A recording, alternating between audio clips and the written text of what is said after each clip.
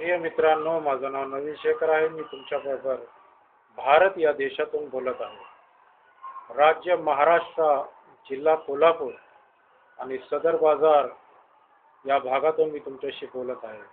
आज मी तुमच्या समोर स्तोत्र संहिता याचा 27वा अध्याय वाचणार आहे. याचं शीर्षक आहे परमेश्वर माझा प्रकाश आणि माझे तारण आहे. हे दाविदाने लिहिलेलं स्तोत्र आहे. परमेश्वर माझा प्रकाश व माझे तारण आहे. मी कोणाची भीती बाळगू? परमेश्वर माझ्या जीवाचा दुर्ग आहे. मी कोणाचे भय धरू? दुष्कर्मी म्हणजे माझे शत्रू व द्वेष्टे हे माझे मांस खाऊन टाकण्यास जेव्हा माझ्यावर चढाई करून येतात, तेव्हा त्यांनाच ठेच लागून ते पडतात. सैन्याने माझ्या पुढे ठाणे दिले तरी माझे हृदय कचणार नाही. माझ्यावर युद्ध प्रसंग ओढवला तरी मी हिम्मत धरून राहील. परमेश्वराजवळ मी एक वरदान मागितले, त्याच्या प्राप्तीसाठी मी झटेन. ते हे की आयुष्यभर परमेश्वराच्या घरात माझी वस्ती व्हावी, म्हणजे मी परमेश्वराचे मनोहर रूप पाहत राहीन व त्याच्या मंदिरात ध्यान करीन. कारण विपत्काली मला तो आपल्या मंडपात लपून ठेवील. मला तो आपल्या डेऱ्याच्या गुप्त स्थळी ठेवील. तो मला खडकावर उचलून ठेवील. आता सभोवतालच्या माझ्या वैऱ्यांपुढे माझे मस्तक उन्नत होईल. त्याच्या डेऱ्यात मी उत्सवपूर्वक यज्ञ करीन.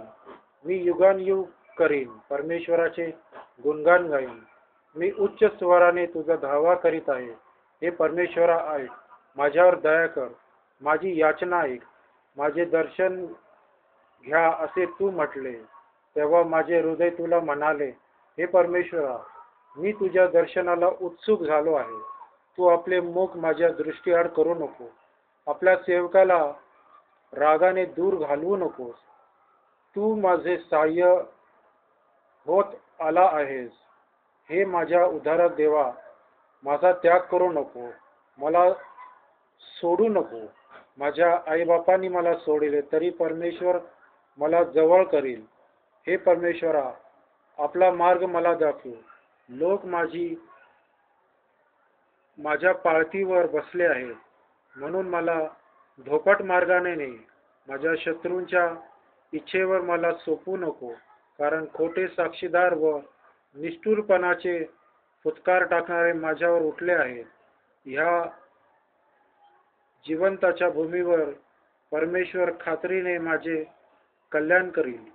परमेश्वराची प्रतीक्षा कर, खंबीर हो, हिम्मत धर, परमेश्वराचीच प्रतीक्षा कर. स्तोत्र संहिता याचा 27वा अध्याय इथं पूर्ण झालेला आहे.